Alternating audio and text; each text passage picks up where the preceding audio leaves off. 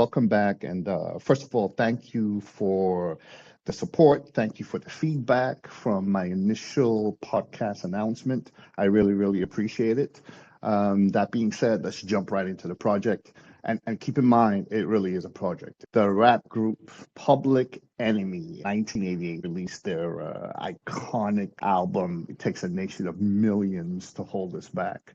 And I'm going to take that title, I'm going to tweak it a little, and I'm going to suggest it takes a nation of millions to push us forward. But I believe this community that we're creating is exactly the community that can push this project forward.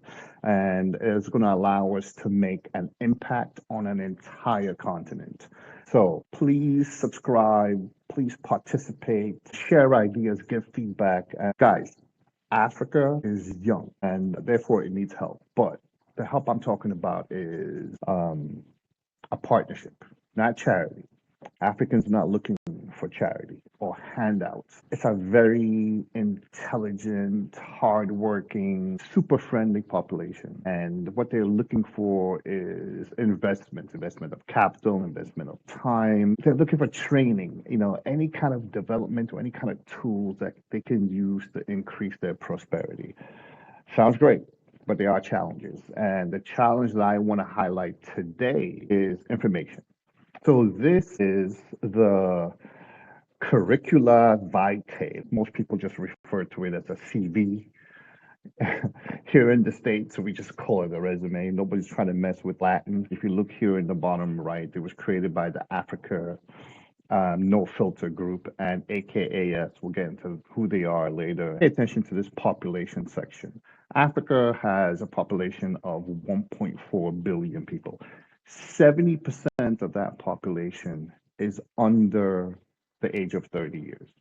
In comparison, the US, it's 38.5%, and in the UK, it's 31.5%.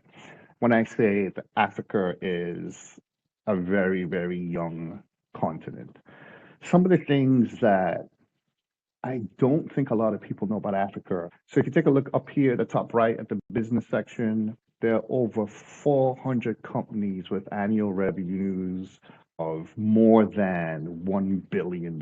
First, on the MasterCard Index for the most women entrepreneurs, Africa. Technology. Of course, with all those young people, 1,200% crypto adoption rate. It's the fastest global increase, and it's the quickest growing gaming market jointly with the Middle East. If you talk about arts and culture, everybody knows Hollywood. I think everybody knows Bollywood from India. Nollywood is the Nigerian film industry. You see a lot of the movies on YouTube, and Nollywood puts out about 2,500 movies a year compared to Hollywood, who puts out about 800 to 900 movies a year. So Nollywood is the world's second largest film industry. In the 2019, the second fastest growing tourism market was the African continent. I believe it's number one right now. Countries like Egypt have always traditionally had a huge tourist industry because everybody wants to go visit the pyramids and so on. But other countries are now really stepping up, like Tunisia and Senegal, for example. So this is the Business in Africa Narrative Report. So I really want to focus on that population that's younger than 30, that youth movement. And I also want to focus on women because they're the fastest growing independent business owners, right? So Africa No Filter came out with this report, right? February 2022. Scroll down here.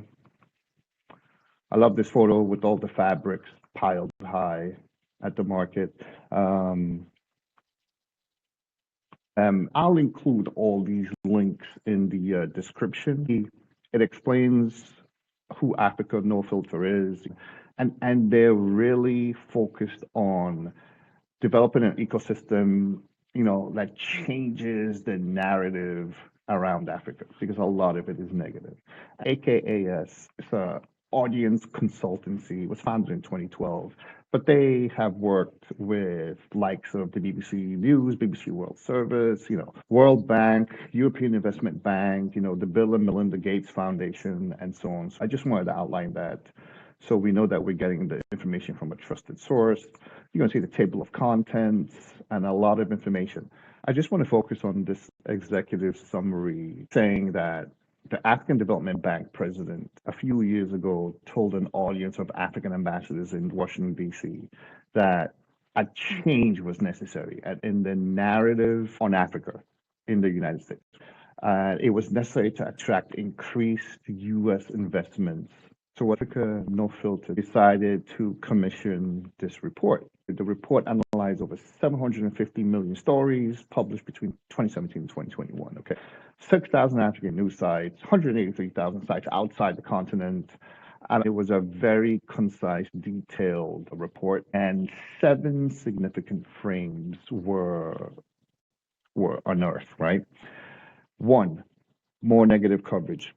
No surprise there. International media are more likely to negatively frame issues that impact businesses in Africa. They touch on the scramble of foreign powers. 70% of international coverage about business in Africa is dominated by references to foreign powers. So instead of focusing on Africans and what Africans are doing, it's focusing on China, the USA, Russia, France. International powers kind of get influence in Africa. Most of the time, number 3, when it does focus on Africa, it's focusing on Nigeria and South Africa. Everybody knows about Nigeria. Everybody knows about South Africa. That's great that they get the coverage and the attention for all the great things that they're doing and all the fantastic things that are happening. Countries like Mauritius, Botswana, Seychelles, Namibia, they get little coverage or attention, and they deserve it because of their growth. Number 4 talks about silencing creativity and amplifying technology. Technology is great. I'm using technology here to communicate with all of you, but we shouldn't just ignore the creative side of the African population. Creative businesses were only featured in 1% of all articles across African and global media. The scales need to be balanced a little here. Technology is great. Let's talk about it. But how about creativity and fashion and everything else? If you look at number 5, youth and women are underrepresented. Africa claims the top 3, Botswana, Uganda, and Ghana, in the MasterCard Index for the highest concentration of women business owners in the world. It has the youngest population globally. However, both groups, youth and women, are underrepresented. Online news coverage of young people has actually declined, falling from 12.5% to 8.1% from 2017 to 2021. Number 6, government policy and regulation. The news talks about government. I don't want to say who cares, but of course, there has to be some kind of balance. And number 7, missing the free trade and investment. We'll talk about that at a later date. I really wanted to concentrate on number 5, and number 5 is also affecting number 4. Where are the youth and the women? If we have such victories as the 3 countries that have the most or the highest concentration of women business owners in the world, why aren't we talking about that? And indeed, why aren't we actually promoting it more? Some groups have caught on, some groups are doing that, and we'll get them on the podcast at a later date. But globally, this message is not getting out. You don't hear people say, hey, I want to go invest with women entrepreneurs in Africa. Hey, I want to go invest with the African youth. It actually says here that stories about African youth globally are often negatively framed, being infused with negative stereotypes and evoking images of inactivity, violence, and crime. Inactivity means they're being painted as not doing anything, not up to much, just lounging around, getting caught up in crime and violence. And this frame especially says, from a youth perspective, let me see if I can come back up here. And that actually affects the creativity that we're talking about.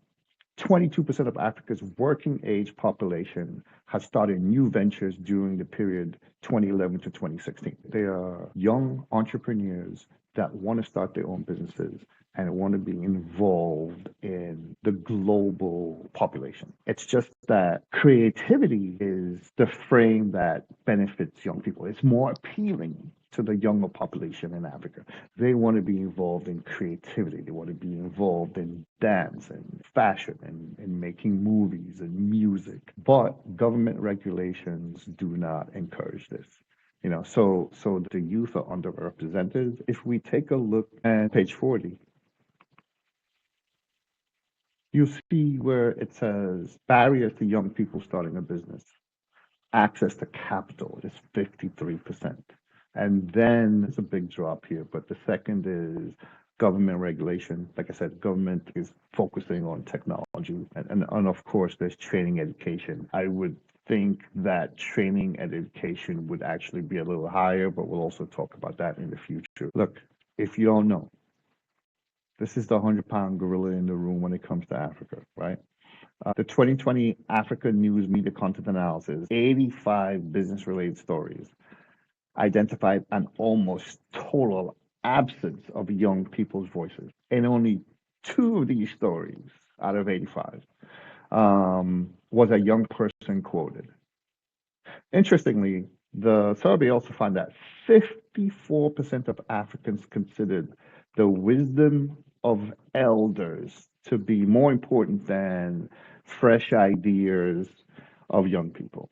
And this is a big thing. Yes, Africa has a lot of respect for the elders, and it's a great thing. It's a good thing. At the same time, you have to know when to listen to the younger generation. It just can't be, hey, your elders are talking here, keep quiet.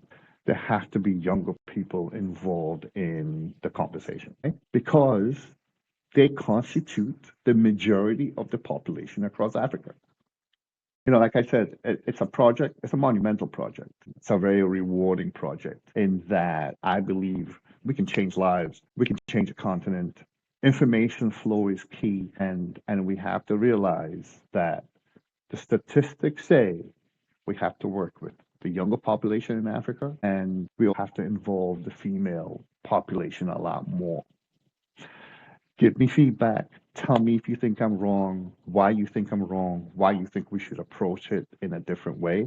And I'll move it. I'm just saying the statistics tell us this. And let me just cut this share. The statistics, as I was saying, tells us this. So yes, I do feel like there's going to be some hurt feelings. People think that the old way of doing business maybe, and I say all this because I think as development comes in to the continent, and like I said, we're going to start with focusing more on Sierra Leone and West Africa. Anyone from other countries, I know a lot of people in Ghana will be reaching out to me, but as we move into this area, keep in mind we want to focus on some of the younger voices. Let's hear what they have to say. Let's hear what women have to say.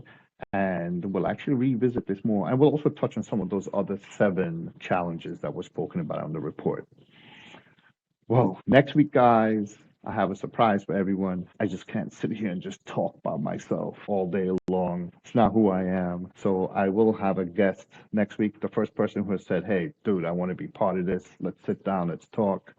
And some of you know who the person is, and some of you will meet him for the first time. But as always, please subscribe.